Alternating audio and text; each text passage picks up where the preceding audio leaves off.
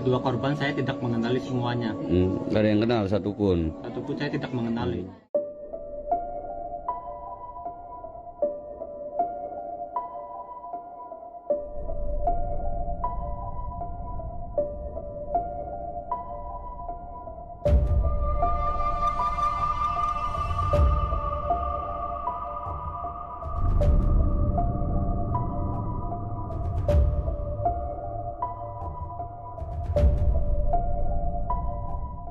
Pihak kepolisian pada kasusnya Vina dan Eki itu enggak. Kronologi juga saya tidak paham, saya tidak ada di tempat itu. Saya ada di rumah. Saya ada waktu malam kejadian. Saya ada di rumah sama kakak saya, sama paman saya, sama teman-teman yang lainnya. Di malam itu. Terus Malam tiba-tiba peristiwa itu Saka ada di rumah. Di malam kejadian aja saya nggak ada di situ. Mas Saka kenal nggak sih sama Eki dan Vina itu korban yang meninggal itu katanya? Dari kedua korban saya tidak mengenali semuanya. Nggak ada yang kenal satupun. Ataupun saya tidak mengenali.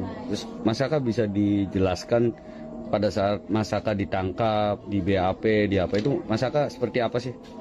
Ya, kayak waktu di BAP apa sih? Saya sebelum ketangkap saya disuruh sama paman isi bensin, sama adiknya paman juga. Habis ngisi bensin saya mau nganterin motornya paman itu.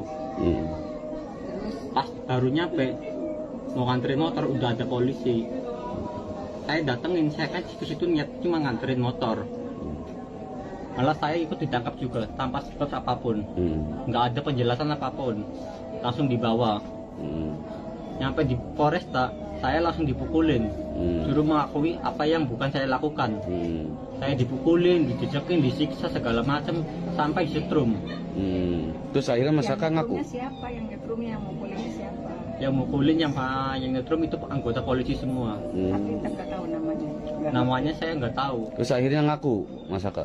Akhirnya aku juga. Kenapa ngaku? Apa nggak kuat? Apa gimana? Akhirnya aku juga itu karena terpaksa. Karena terpaksa udah nggak kuat gitu. Udah nggak kuat lagi.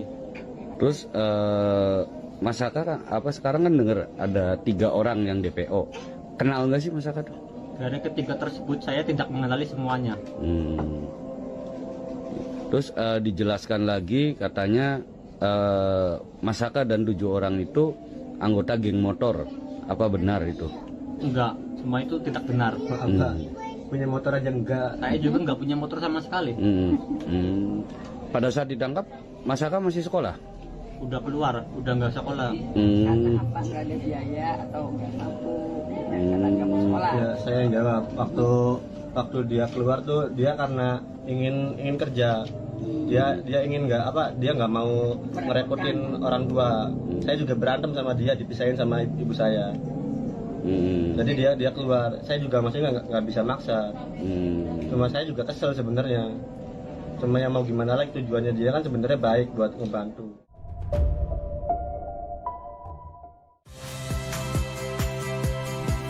Saya Harjuno Pramendito. Saksikan program-program Kompas TV melalui siaran digital, pay TV, dan media streaming lainnya. Kompas TV, independen, terpercaya.